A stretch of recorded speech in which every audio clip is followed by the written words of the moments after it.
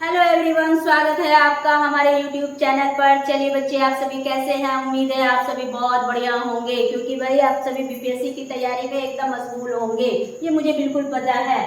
तो आज बच्चे हम लोग जो है जीएस के पेपर को लेके जो है डिस्कस करेंगे, और आज जो है हम लोग संपूर्ण जीएस को देख रहे हैं, और ये बिल्कुल बीपीएससी ऑफिशियल पर आधारित आपका क्वेश्चन है, और एकदम यहाँ हमने थंबनेल में भी लिख दिया है, प्रश्न यहाँ से ही पूछेगा।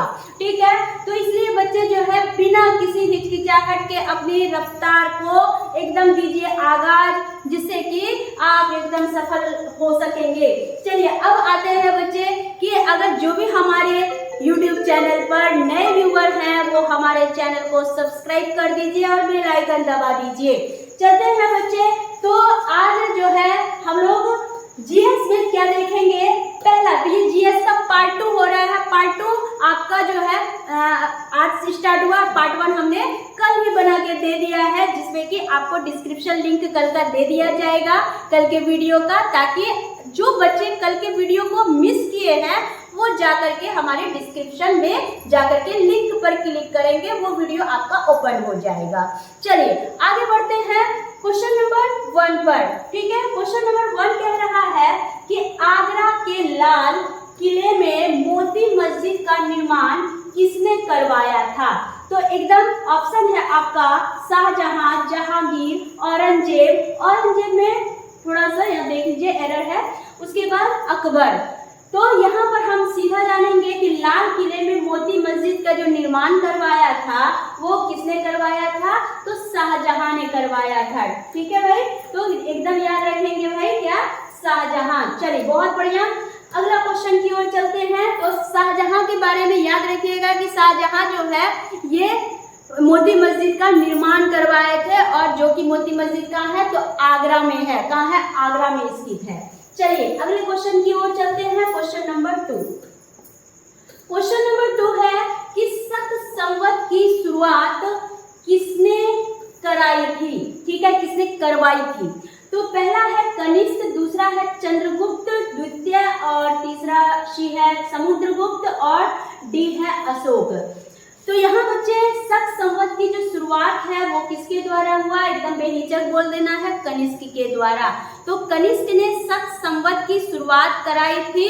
कितने ईस्वी में कराई थी? तो हम बोलेंगे 78 ईस्वी में। चलिए याद रखिएगा। अगला question, question number 3। Next question, question number 3 पढ़ेंगे। कह रहा है कि बक्सर का युद्ध किस वर्ष लड़ा गया था? ठीक है, थोड़ा सा जो है ये आप जो देख रहे हैं क्वेश्चन का थोड़ा सा पैटर्न यहाँ होने से चूक गया, कोई बात नहीं है, लेकिन सब अलग अलग जो है यहाँ आपको दिख रहा होगा ऑप्शन। ठीक है, तो यहाँ है कि बक्सर का युद्ध किस वर्ष लड़ा गया था? तो राइट आंसर क्या होगा बच्चे, बताइए। 1560 होगा कि 1773 होगा कि 1753 ईस्वी होगा, कि डी और नंबर ऑप्शन 1764 ईस्वी में होगा? तो चलिए आपका राइट आंसर क्या हो जाएगा? 1764 ईस्वी में बक्सर का युद्ध लड़ा गया था। ठीक है, अगर एक तारीख बोला जाए तो बोलिएगा 23 अक्टूबर। ठीक है, 23 अक्टूबर, क्योंकि कभी कभी जो है दिनांक, डेट यानी कि तारीख दे करके भी विद्यार्थी को जो है पूरा भरमा दिया जाता है। चलिए अब यहाँ पर हम ये देखेंगे कि ये जो बक्सर का युद्ध है तो ये मतलब कि 23 अक्टूबर 1764 में हुई। तो उसके बाद जो है उसके आसपास ही ईस्ट इंडिया कंपनी का क्या हुआ था, यानी कि इनके बीच जो है, इनके सेनाओं के बीच लड़ाई लड़ी गई थी। ठीक है, चलिए अब आते हैं। तो यहाँ पर एकदम राइट आंसर हम क्या देंगे? 1764 ईस्वी। ईस्वी वाले क्वेश्चन एकदम हमेशा रहते हैं, और नंबर इनकी बहुत अधिक संख्या में रहती है, वो जानते हैं कि विद्यार्थी इसमें फंसे। अगला question, question number 4। Question number 4 कह रहा है कि केंद्रीय गणना अनुसंधान, गणना जिसको कि हम ईख कहते हैं, ठीक है, गांव देहात में इसको केतारी के नाम से कहा जाना जाता है। तो केंद्रीय गणना अनुसंधान केंद्र कहाँ स्थित है? ठीक है, ऑप्शन है आपका लखनऊ, दूसरा है इलाहाबाद, तीसरा है हैदराबाद, और चौथा है कोयम्बटूर। ठीक है, तो अब राइट आंसर क्या होगा? बोलेंगे कोयम्बटूर। ठीक है, तो केंद्रीय गन्ना अनुसंधान का जो केंद्र है वो क्या है, कोयम्बटूर में है। ठीक है, तो यहाँ 1912 में जो है कोयम्बटूर में क्या हुआ था, ये गन्ना अनुसंधान केंद्र की स्थापना हुई थी। और ये कोयम्बटूर कहाँ है, तो तमिलनाडु में है। ठीक है, चलिए अगला question, question number 5। Question number 5 है, दुधवा राष्ट्रीय उद्यान किस राज्य में स्थित है। ठीक है, पहला ऑप्शन है जम्मू कश्मीर, दूसरा है पश्चिम बंगाल, तीसरा है उत्तर प्रदेश और चौथा है असम। तो बताइए बच्चे, ये क्वेश्चन जो है बहुत बार आप लोग पढ़े होंगे, दुधवा राष्ट्रीय उद्यान कहाँ है। तो एकदम हमेशा याद रखिएगा, दुधवा यानी दूध गिरेगा उत्तर में, याद रखिएगा इस टॉपिक को। ठीक है, इस ट्रिक को याद रखिएगा कि दूध कहाँ गिरेगा, तो उत्तर प्रदेश में। ठीक है, तो उत्तर प्रदेश में क्या है, दुधवा राष्ट्रीय उद्यान है। ठीक है, और साथ में इसमें लखीमपुर खीरी जनपद के बारे में जानते होंगे। ठीक है, तो इसका संबंध यहाँ से है। ठीक है, तो उत्तर प्रदेश में कहाँ, तो लखीमपुर खीरी में स्थित है। चलिए आगे बढ़ते हैं, next question, question number 6। Question number 6 कह रहा है कि गुजरात की जीवन रेखा किस नदी को कहा जाता है। ठीक है, गुजरात की जीवन रेखा किस नदी को कहा जाता है, तो हमेशा याद रखिएगा कि गुजरात की जो जीवन रेखा है उसे किसे कहा जाता है, किस नदी को, तो नर्मदा नदी को कहा जाता है। तो नर्मदा, जिसे कि रेवा के नाम से भी जाना जाता है, याद रखिएगा, नर्मदा का दूसरा नाम क्या है, तो रेवा है। रेवा के नाम से क्या होता है, जाना जाता है। और ये जो मतलब कि मध्य भारत की एक नदी है, और ये भारतीय उपद्वीपीय में क्या है, 5वीं सबसे जो है लंबी नदी है। याद रखिएगा कौन, नर्मदा। चलिए आगे बढ़ते हैं अगले क्वेश्चन की ओर, क्वेश्चन नंबर 7। क्वेश्चन नंबर 7 कह रहा है कि महात्मा गांधी ने पहला किसान आंदोलन कहाँ शुरू किया था। ठीक है, पहला ऑप्शन है अहमदाबाद, दूसरा है बारडोली, तीसरा है चंपारण और चौथा है लखनऊ। ठीक है, तो हम यहाँ आप सभी ये बीपीएससी टीचर के फेज फर्स्ट में भी ये क्वेश्चन था कि महात्मा गांधी ने पहला किसान आंदोलन जो है वो कहाँ से प्रारंभ किया था, तो चंपारण से किए थे। ठीक है, यानी कि चंपारण आंदोलन जो कि 19 अप्रैल 1917। ठीक है, याद रखिएगा, चंपारण आंदोलन कब हुआ था, 19 अप्रैल 1917 में। ठीक है, चलिए तो इसी के दौरान जो है ये महात्मा गांधी जो है अपना किसान आंदोलन क्या किए थे, शुरुआत किए थे। जब नील की खेती के विरोध में क्या हुआ था कि चल रही थी, और नील आंदोलन को लेकर के गांधी जी क्या आए थे, चंपारण आए थे, बिहार के चंपारण आए थे। ठीक है, चलिए, और यहाँ पर हम ये देखेंगे कि चंपारण आंदोलन या इसको चंपारण सत्याग्रह भी आप कह सकते हैं। ठीक है, तो इसको इस नाम से भी जाना जाता है, चंपारण आंदोलन या चंपारण सत्याग्रह के नाम से। चलते हैं अगले क्वेश्चन की ओर, क्वेश्चन नंबर 8। क्वेश्चन नंबर 8 कह रहा है कि नेशनल बॉटनिकल रिसर्च इंस्टीट्यूट कहाँ स्थित है। चलिए अब हम यहाँ देखेंगे कि ये जो नेशनल बॉटनिकल रिसर्च की बात हो रही है, अनुसंधान केंद्र की बात हो रही है, तो नेशनल रिसर्च जो बॉटनिकल इंस्टीट्यूट है वो कहाँ है, तो लखनऊ में है। क्या देंगे हम राइट आंसर, लखनऊ देंगे। तो सबसे पहली बात कि राष्ट्रीय वनस्पति अनुसंधान संस्थान यानी कि केंद्र जो है लखनऊ उत्तर प्रदेश, लखनऊ कहाँ है, तो उत्तर प्रदेश। ठीक है, उत्तर प्रदेश भारत के CSIR का एक क्या है, शोध संस्थान है। CSIR का एक क्या है, शोध संस्थान है, रिसर्च इंस्टीट्यूट है।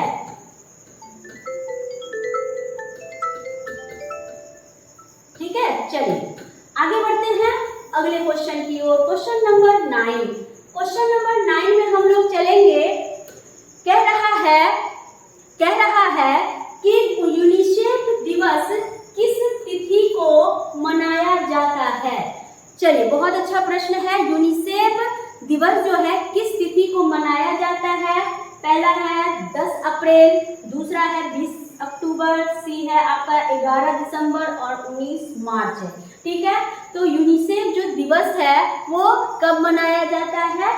11 दिसंबर को। ठीक है, 11 दिसंबर को, यानी कि संयुक्त राष्ट्र महासभा, ठीक है, ने जो है 1946 में, ठीक है, 1946 में 11 दिसंबर को दूसरे वर्ल्ड वार के बाद जो है यूनिसेफ का क्या किया था? यूनिसेफ दिवस मनाने की जो है तिथि घोषित की गई थी। ठीक है, चलिए तो राइट आंसर क्या हो जाएगा? सी नंबर हो जाएगा। अगला क्वेश्चन नंबर 10। क्वेश्चन नंबर 10 में हम लोग देखेंगे, कह रहा है क्वेश्चन कि गणतंत्र दिवस परेड में भाग लेने वाली भारत की पहली महिला फाइटर पायलट कौन है? ठीक है, चलिए बहुत बढ़िया, ये करंट अफेयर से जो है क्वेश्चन है। तो चलिए, तो इसका जो है गणतंत्र दिवस परेड में भाग लेने वाले भारत की अगर पहली फाइटर पायलट की बात करें तो नाम बोलेंगे भावना कंठ का। ठीक है, यानी कि ऑप्शन जो है राइट ए नंबर होगा, यानी कि भावना कंठ जो है ये पहली जो है महिला फाइटर पायलट के रूप में जानी जाती है। ठीक है, चलिए आप सभी जो है एकदम जो है ये समझ गए होंगे। अगले क्वेश्चन की ओर हम लोग चलते हैं। क्वेश्चन नंबर 11 हम देखेंगे, कह रहा है कि अलकायदा किस देश का आतंकवादी संगठन है? अलकायदा किस देश का जो है आतंकवादी संगठन है? ठीक है, बहुत ही खतरनाक है भाई। पाकिस्तान, कोलंबिया, अफगानिस्तान और श्रीलंका। ठीक है, तो एकदम अलकायदा जो है वो किसका है? तो किस देश का आतंकवादी संगठन है? तो बोलेंगे अफगानिस्तान का है। किसका है? अफगानिस्तान का है। ठीक है, चलिए अफगानिस्तान के आतंकवादी संगठन का नाम क्या है? अलकायदा। ठीक है, चलिए बहुत बढ़िया। अगला क्वेश्चन नंबर 12। क्वेश्चन नंबर 12 देखेंगे, कह रहा है कि 1000 झीलों की भूमि किसे कहा जाता है? 1000 झीलों की भूमि किसे कहा जाता है? तो हमारा ऑप्शन होगा फिनलैंड, क्योंकि फिनलैंड में जो है बहुत सारे यानी कि हजार झीलें वहाँ क्या होते हैं? मौजूद होते हैं, इसलिए फिनलैंड को जो है हजारों झीलों की भूमि कहा जाता है। अगला क्वेश्चन नंबर 13। क्वेश्चन नंबर 13 है कि ऑरेंज बुक किस देश का सरकारी दस्तावेज है? ठीक है, ऑरेंज बुक किस देश का जो है सरकारी दस्तावेज है? तो हम राइट आंसर देंगे नीदरलैंड का। ठीक है, नीदरलैंड का क्या है? ये सरकारी दस्तावेज है। ऑरेंज होगा यहाँ, ऑरेंज बुक। चलिए आगे बढ़ते हैं अगले क्वेश्चन की ओर। क्वेश्चन नंबर 14 कह रहा है कि भारत रत्न पाने वाले पहले संगीतकार कौन थे? बहुत बढ़िया क्वेश्चन। तो भारत रत्न पाने वाले पहले संगीतकार कौन थे? तो एकदम आप सभी ये बचपन से देख रहे हैं, पंडित रवि शंकर को 1999 में भारत में क्या मिला था? भारत रत्न पाने वाले पहले संगीतकार के रूप में जो है इसे जाना जाता है। चलिए आगे बढ़ेंगे। Next question number 15। Question number 15 कह रहा है कि विश्व दूर संचार दिवस किस तिथि को मनाया जाता है? विश्व दूर संचार यानी कि दूर संचार का मतलब कम्युनिकेशन डे। ठीक है, वर्ल्ड कम्युनिकेशन डे जो है किस डेट को मनाते हैं ये आपको बताना है। ठीक है, चलिए तो क्वेश्चन ऑप्शन है 16 मई, बी है आपका 17 मई, फिर सी है आपका 12 दिसंबर और डी है 8 सितंबर। तो कब मनाया जाता है? तो हमेशा याद रखेंगे 17 मई को। अगर बच्चे आपसे पूछा जाए, क्योंकि कभी कभी क्या होता है, कभी कभी आपको इसमें बहुत ज़्यादा क्वेश्चन पूछ दिया जाता है। दूर संचार का मतलब सीधा कम्युनिकेशन, जिससे कि हम लोग क्या करते हैं, बात विचार करते हैं दूर बैठे या दूर लोगों समाचार पत्र के द्वारा या जितने भी मतलब कि कहिए कि सोशल मीडिया के जो भी प्लेटफॉर्म्स हैं वो सारे के सारे दूरसंचार में आ जाएंगे। ठीक है, चलिए आगे बढ़ते हैं। Question number 16। क्वेश्चन नंबर 16 कह रहा है किस रोग का पता लगाने के लिए एलिसा परीक्षण किया जाता है। ठीक है, ये एलिसा टेस्ट के बारे में आप जाने होंगे। एलिसा टेस्ट के द्वारा यह पता लगाया जाता है कि शरीर का जो इम्यूनिटी सिस्टम है, इम्यून सिस्टम जो है वो माइक्रो ऑर्गेनिज्म यानी कि सूक्ष्म रोगाणुओं के प्रति जो है क्या रिएक्शन कर रही है।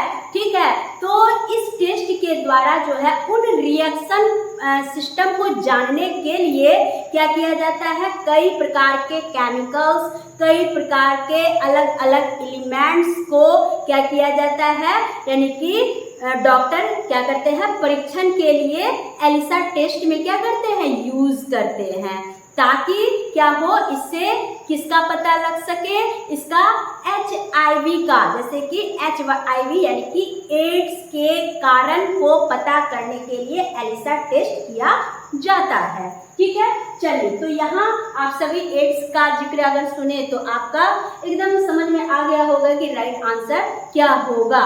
ठीक है, तो राइट आंसर क्या हो गया, सी आपका राइट आंसर हो गया।